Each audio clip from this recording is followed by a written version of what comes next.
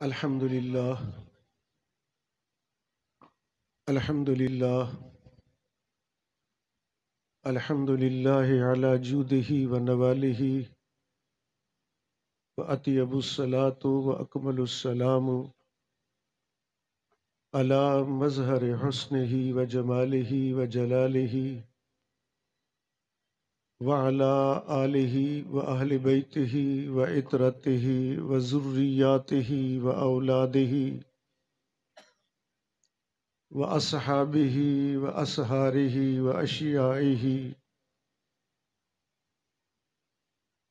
وأولياء أمته وعلماء أهل سنته أجمعين. أما بعد، فقد قال الله تبارك وتعالى في القرآن العظيم: أعوذ بالله من الشيطان الرجيم، بسم الله الرحمن الرحيم. ذلك الكتاب لا ريب فيه. صدق الله مولانا العظيم. قال النبي صلى الله عليه وسلم: طوبى لمن رآني وآمن بي وطوبى سبع مرات من لم يراني وآمن بي. قال الله تبارك وتعالى في شان حبيبه ونبيه ورسوله مخبرا وآمرا: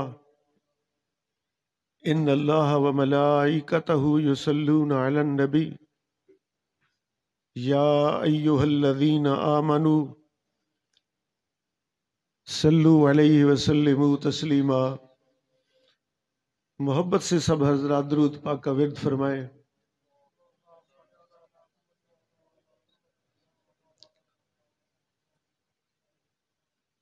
قابل صد احترام واجب القدر میرے بزرگ، میرے دوست، میرے عزیز، اللہ رب العزت نے ایک ذکر والی محفل نصیب فرمائی ہے. پروردگار عالم ہم سب کو سننے کی اور عمل کرنے کی توفیق عطا فرمائے. عزیزان گرامی، یہ محفل عرس مبارک کی بھی ہے، تو اس حوالے سے اور جب کسی کو کوئی ہدیہ کیا جاتا ہے، کوئی تحفہ دیا جاتا ہے،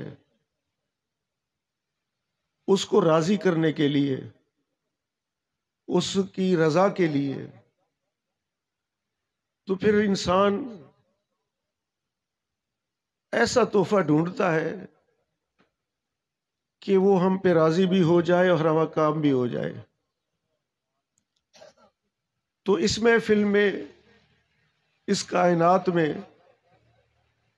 سب سے زیادہ جو چیز ہے اللہ کی بارگاہ میں اپنے رب کو راضی کرنے کے لیے، وہ قرآن پاک کی تلاوت ہے. میں کچھ اس موضوع پہ عرض کروں گا. اگر آپ کی سننے کی کوئی آرزو ہے تو ذرا سبحان اللہ کہیں زور سے، تاکہ یہ پتہ چلے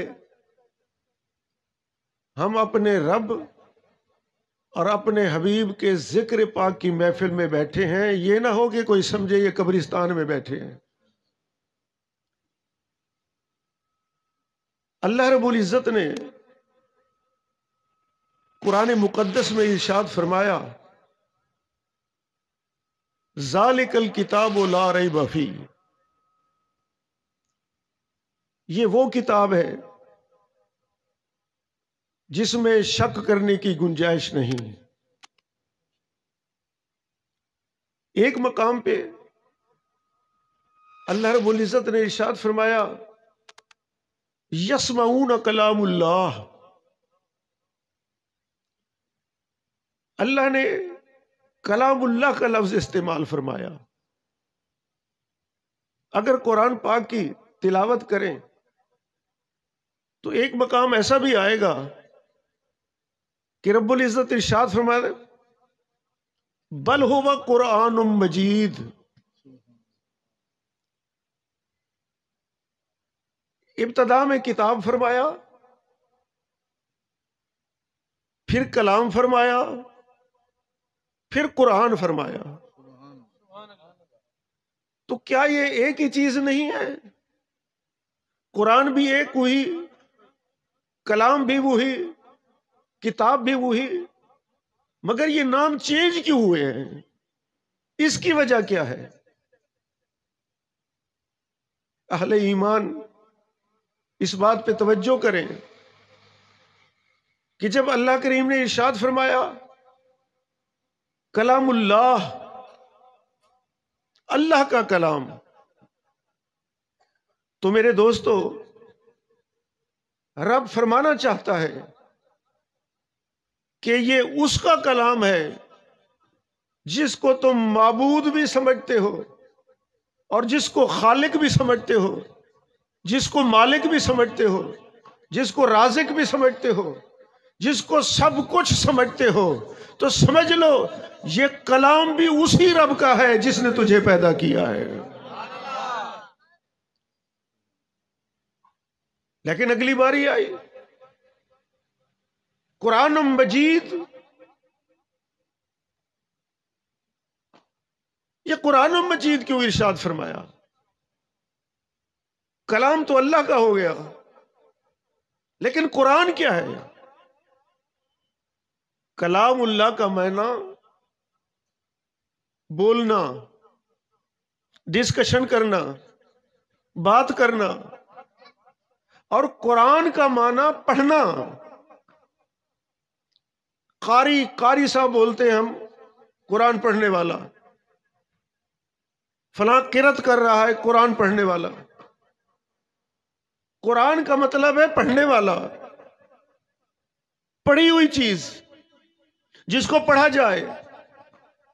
تو اللہ رب العزت نے جب پڑھنے کی باری آئی تو اس کا معنی یہ بنتا ہے کہ بھیجنے والا رب تھا اور پڑھنے والا محمد مصطفیٰ تھا. بات وہی ایک ہی ہے. لیکن میرے آقا علیہ الصلوۃ والسلام ارشاد فرماتے ہیں اگر انسانوں کے قلوب میں اللہ میرا قرآن پاک جمع نہ فرماتا، انسانوں کے دلوں میں اگر قرآن پاک کو محفوظ نہ فرماتا، تو میرے نبی ارشاد فرماتے ہیں کہ رب تعالیٰ دنیا کو بھی برباد کر دیتا اور جو دنیا میں ہے وہ بھی برباد کر دیتا. یہ اعجاز ہے میرے رب کی مقدس کتاب کا.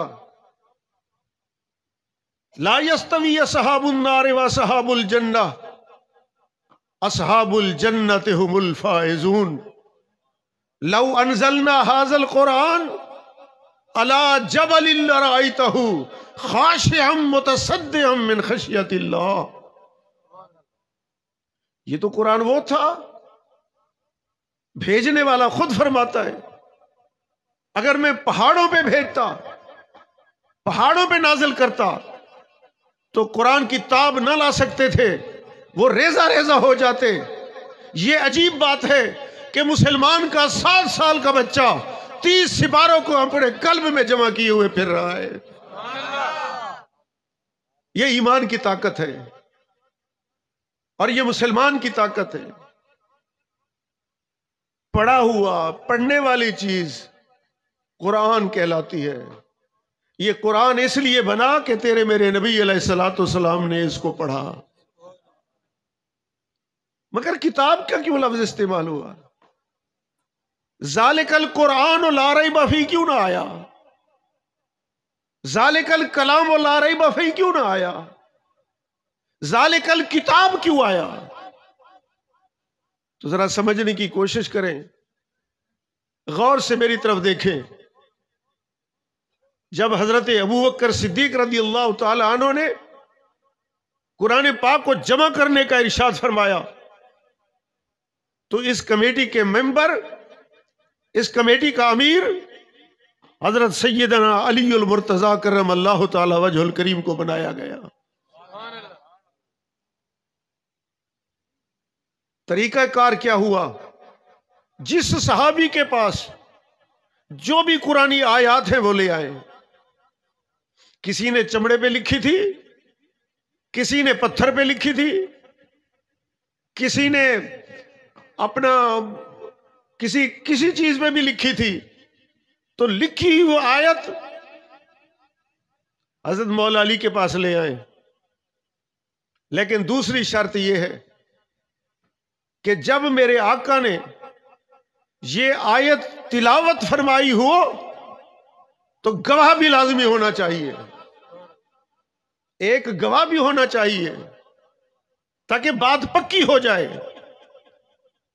میرے نبی کریم علیہ الصلوۃ والسلام کے غلاموں، صحابہ کرام نے آیات کا انبار لگا دیا، گواہ بھی پیش ہو گئے، سب سے آخر میں حضرت حذیفۃ الیمان رضی اللہ تعالی عنہ 2 آیت کریمہ لے کے آئے، حضرت مولا علی کی بارگاہ میں پیش کی۔ آپ نے آیت مبارک کو تلاوت کیا۔ آپ نے فرمایا حذیفہ گواہ ہے آپ کے پاس؟ تو انہوں نے عرض کی میرے مولا، جب آقا نے یہ آیت تلاوت کی تھی اس وقت میں اکیلا ہی سننے والا تھا، کوئی اور نہیں تھا، میں اکیلا ہی سننے والا تھا، تو اب میں گواہ کہاں سے لاؤں؟ میرے پاس کوئی اور گواہ نہیں ہے۔ تو یہ بڑی بات ہو گئی، ایک قانون، ایک ضابطہ جو بنایا گیا تھا اس میں فرق پڑتا تھا۔ میرے نبی کے غلاموں، پھر مجلس عاملہ کا اجلاس ہوا، بہت سے صحابہ کرام اکٹھے ہوئے، مشورہ شروع ہو گیا کہ جو قانون بنایا تھا آیت بھی پیش کرے اور ساتھ گواہ بھی پیش کرے، مگر حذیفہ کے پاس گواہ نہیں ہے، اب اس کا کیا حل ہے؟ تو میرے نبی کے غلاموں، ایک کونے میں ایک بوڑھا صحابی بیٹھا ہوا تھا، وہ کھڑا ہو گیا تو اس نے کہا حذیفہ کی بات مان لو، اس کو گواہ کی ضرورت نہیں ہے۔ انہوں نے کہا حضور کیسے ضرورت نہیں ہے؟ ہم من نے منشور بنایا ہے، لاہے عمل بنایا ہے۔ تو اس صحابی نے عرض کی مجلس عاملہ والے لوگوں، میرے دوستوں، میرے بھائیوں، مجھے یاد ہے جب میرے نبی علیہ الصلوۃ والسلام نے یہودی کا قرض ادا کرنا تھا تو وہ آیا، سرکار نے قرضہ بھی اکیلے میں لیا تھا اور واپس بھی اکیلے کیا تھا، کوئی گواہ نہیں تھا۔ وہ قرضہ لے کے واپس گئے اپنے یہودیوں میں، تو انہوں نے پوچھا مسلمانوں کے نبی سے، تو قرضہ لے کے آیا ہے؟ اس نے کہا ہاں میں قرضہ لے کے آیا ہوں، مجھے پورے پیسے مل گئے ہیں۔ تو انہوں نے آپس میں میٹنگ کی اور کہنے لگے اگر اتنے پیسے تمہیں اور دلا دیں تو تم راضی ہو؟ اس نے کہا یہ کیسے ہو سکتا ہے، میں پیسے دیے تھے، میں پیسے واپس لے آیا ہوں، انہوں نے میری قرض جو تھا واپس کر دیا، اب میں کیا کروں؟ انہوں نے کہا ایک بات بتاؤ، جب تم نے محمد بن عبداللہ سے رقم لی ہے کوئی گواہ تھا؟ کوئی گواہ تھا؟ تو وہ غور کر کے بولنے لگا جب میں نے دیے تھے تو اس وقت بھی کوئی گواہ نہیں تھا، جب انہوں نے مجھے دیے ہیں تو اس وقت بھی کوئی گواہ نہیں تھا۔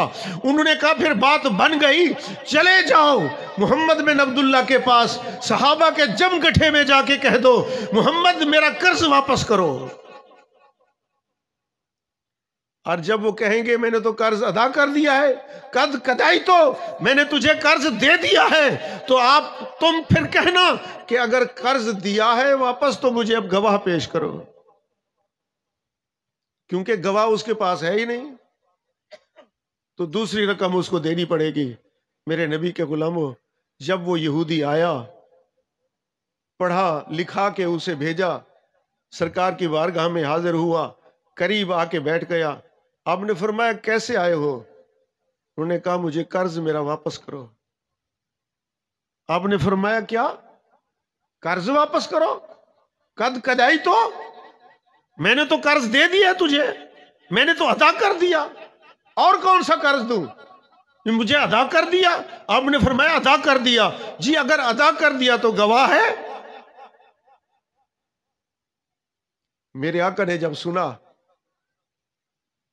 یہ آپ کے لیے بھی ایک اشارہ ہے، اگر کوئی آپ کسی سے قرض لینا، نیت ٹھیک رکھیں۔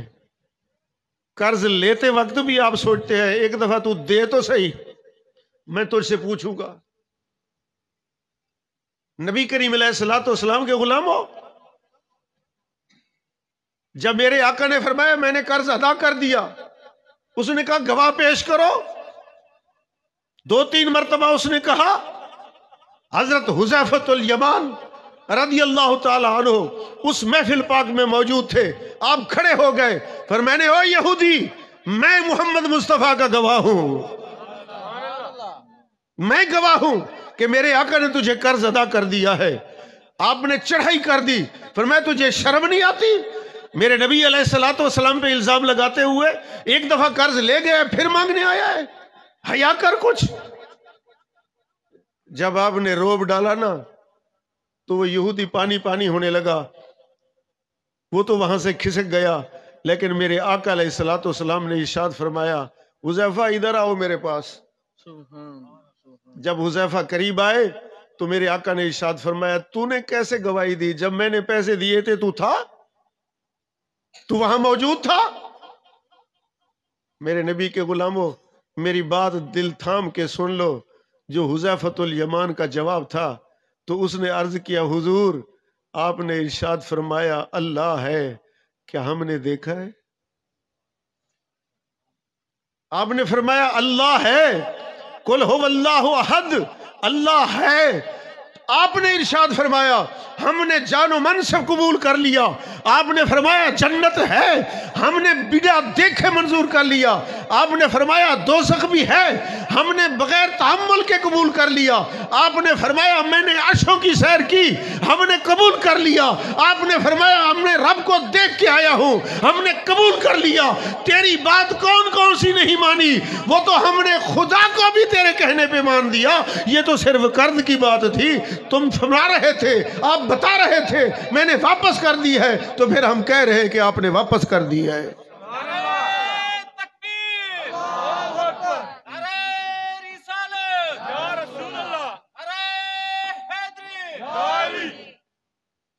سمجھ آئیے بات؟ تو اس بڑے صحابی اس نے کہا حضور، جب حذیفہ الیمان رضی اللہ تعالی عنہ نے یہ اعلان کیا تو میرے آقا مسکرا کے فرمانے لگے حذیفہ تو نے بڑی قیمتی بات کی ہے، تجھے انعام نہ دیا جائے؟ میرے نبی کے پاک صلی اللہ علیہ وسلم نے ارشاد فرمایا آج کے بعد مرد کی 2 مردوں کی گواہی قبول کی جاتی ہے، لیکن آج کے بعد جس معاملے میں حذیفہ گواہی دے گا تو وہ 2 مردوں کے مقابلے میں ہوگی۔ تو جب حذیفہ نے کہہ دیا کہ یہ آیات میں نے نبی کریم پاک سے سنی ہیں، تو پھر تم مان لو، کیونکہ 2 کی گواہی کے برابر ایسی 1 کی گواہی ہے، یہ 1 گواہی دے رہا ہے تو 2 کی گواہی ہو گئی۔ اس بات کو مان لو، یہ آیات بھی سچی ہیں، حذیفہ بھی سچا ہے، گواہ بھی سچا ہے۔ تو میرے نبی کے غلاموں، ذالک الکتاب لا ریب فیہ، کتاب کا معنی کتبہ، کتاب کا معنی لکھنا، کتاب کا معنی کتابت کرنا، لکھنا۔ بھیجنے والا رب تھا، کلام اللہ بنا، پڑھنے والا مصطفیٰ تھا، قرآن بنا۔ کتاب کیسے بن گئی؟ میرے نبی کے غلاموں غور کرو، میرے اللہ نے اپنے صحابہ کا کتنا بڑا تحفظ فرمایا ہے۔ میرا رب فرمانا چاہتا ہے کتاب کی کتابت میرے نبی کے غلاموں نے کی ہے، کتاب کی کتابت میرے نبی کے صحابہ نے کی ہے، انہوں نے قرآن جمع کیا ہے۔ میں رب گواہی دیتا ہوں میرے نبی کے یاروں کا جمع کیا ہوا قرآن یہ کتاب ہے، اس میں کوئی شک نہیں ہے، اس میں کوئی شک نہیں ہے۔ اور یہی بات ہے، ایک حدیث پاک کے اندر ذکر آتا ہے کہ جہنم میں قرآن پڑھنے والے جہنم میں ہوں گے، قرآن پڑھنے والے جہنم میں ہوں گے۔ تو میرے رب العزت ارشاد فرمائیں گے جبرائیل جی رب جلیل، فرمایا یہ جو جہنم میں نے بھیجا ہے نا یہ قرآن پڑھنے والے ہیں۔ کیا ہے؟ یہ قرآن پڑھنے والے ہیں، ان کو میں نے جہنم میں بھیج دیا۔ یہ قرآن کی تلاوت کرتے تھے، یہ قرآن کو مانتے تھے، یہ بھی کلمہ پڑھتے تھے، میرے نبی کی امتی ہے، قرآن پڑھنے والے تھے، لیکن میں نے ان کو جہنم میں ڈال دیا۔ مولا کیوں؟ فرمایا اس نے میرے محمد کا ذکر چھوڑ دیا تھا، انہوں نے میرے محمد کا ذکر چھوڑ دیا تھا، اس لیے میں نے ان کو جہنم میں ڈال دیا ہے۔ اب ایسے کرو جلدی سے، اور بات کوئی نہیں، تو جا ان کے پاس جہنم میں اور محمد کا ذکر ان کو یاد کرا۔ یہ جہنم میں بیٹھ کے ذکر کریں، محمد یا محمد یا محمد یا محمد۔ جب یہ میرے نبی کا ذکر کریں گے میں ان کو جہنم سے نکال کے جنت میں پہنچا دوں گا۔ میرے نبی کے غلاموں، اللہ تعالیٰ آپ کو سلامتی عطا فرمائے، اللہ تعالیٰ آپ کو قرآن پاک پڑھنے کی توفیق عطا فرمائے، اللہ رب العزت اس مدرسے کو قائم دائم فرمائے۔ بس میرا ٹائم بھی ختم ہو گیا، اور اللہ والے جو ہوتے ہیں ان کی طاقت بھی عجیب ہوتی ہے۔ کشف المحجوب میں حضرت داتا علی حجویری رحمۃ اللہ تعالیٰ علیہ ارشاد فرماتے ہیں کہ ابراہیم خواص رحمۃ اللہ تعالیٰ علیہ کے ساتھ سفر کے لیے ایک یہودی نے استدعا کی کہ میں بھی آپ کے ساتھ چلتا ہوں۔ آپ نے فرمایا تیرا مذہب اور ہے، میرا مسلک اور ہے، تو میرے ساتھ کیسے سفر کرے گا؟ تو مجھے تنگ کرے گا، ہمیں تو پتہ نہیں کتنے دن کھانا نہیں ملتا، ہم تو پانی بھی نہیں پیتے، ہم اپنی مستی میں رہتے ہیں، تو کیسے گزارے گا؟ حضور میں آپ کو تنگ نہیں کروں گا۔ عزیزان گرامی 5 دن گزر گئے، نہ پانی ملا نہ کھانے کو کوئی چیز ملی۔ آخر یہودی بول پڑا حضور مجھے تو اب بھوک لگی ہے، میرے لیے تو کچھ کریں۔ تو حضرت ابراہیم خواص رحمت اللہ تعالی علیہ نے دعا کے ہاتھ کھڑے کیے، رب العزت کی بارگاہ میں عرض کی۔ ابھی دعا کے ہاتھ چہرے پہ نہیں آئے تھے کہ ایک تشت آ گیا، اس میں 2 پیالے کھیر کے تھے، 2 پیالے کھیر کے تھے اور 2 روٹیاں تھیں۔ آپ نے 1 پیالہ اس کو دے دیا، روٹی اس کو دے دی، 1 پیالہ خود لے لیا، 1 روٹی اس کو دے دی، 1 آپ لے لی، کھانا کھا لیا، پھر چل پڑے۔ 5 دن کے بعد پھر اس نے کہا حضور مجھے تو بھوک لگی ہے۔ ذرا میری بات پہ غور کر رہے ہیں آپ؟ 5 دن کے بعد، کتنے دن کے بعد؟ 5 دن کے بعد، اور الحمدللہ ہم 3 مرتبہ روز کھاتے ہیں۔ 5 دن کے بعد تو اس نے عرض کی حضور مجھے پیاس لگی ہے، مجھے بھوک لگی ہے۔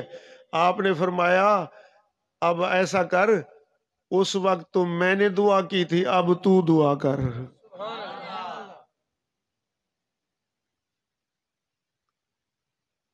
داتا علی حجویری فرماتے ہیں ابراہیم خواص رحمت اللہ تعالی علیہ نے کیوں کہا؟ جانتے تھے یہودی ہے، پھر اس کو کہہ رہے ہیں اب تو دعا مانگ۔ جب اس نے دعا مانگی تو 2 پیالے نہیں آئے، 4 پیالے آئے، 2 روٹیاں نہیں 4 روٹیاں آئیں۔ حضرت ابراہیم خواص رحمت اللہ تعالیٰ کہنے لگے، آپ فرمانے لگے میں تو نہیں کھاؤں گا، میں اس کو کرامت تو نہیں مانتا، تو یہودی ہے، یہودی کب سے کرامت دار بن گیا، یہودی کے پاس کب سے کرامت آ گئی، میں نہیں کھاؤں گا۔ تو یہودی نے مسکرا کے کہا ذرا میری دعا تو سنو، میں نے دعا کیا مانگی تھی؟ میری دعا تو سنو، میں نے دعا کیا مانگی تھی؟ آپ نے فرمایا کیا مانگا تھا؟ میں نے اللہ سے دعا مانگی، تیرے رب سے دعا مانگی، مولا اگر تیرا اسلام سچا ہے تو مجھے 2 روٹیاں بھی دے دے، 2 پیالے بھی دے دے۔ اگر تیرا اسلام سچا ہے 2 روٹیاں بھی دے دے، 2 پیالے دودھ کے بھی دے دے۔ اگر یہ تیرا ولی سچا ہے تو 2 روٹیاں اور بھی دے دے، 2 پیالے اور بھی دے دے۔ سمجھ آئی ہے؟ تو حضور میں نے تو ایسی دعا مانگی تھی، میں نے ڈائریکٹ خود تو میں نے دعا نہیں مانگی، میں نے تو تیرے وسیلے سے دعا مانگی ہے، تیرے اسلام کے وسیلے سے دعا مانگی ہے۔ اللہ نے میری دعا کو قبول کر لیا، پتہ چلا تیرا اسلام بھی سچا ہے، تیری ولایت بھی سچی ہے۔ میرے نبی کے غلاموں، اللہ رب العزت ہمیں عمل کی توفیق عطا فرمائے۔ وما علیہ الا البلاغ المبین۔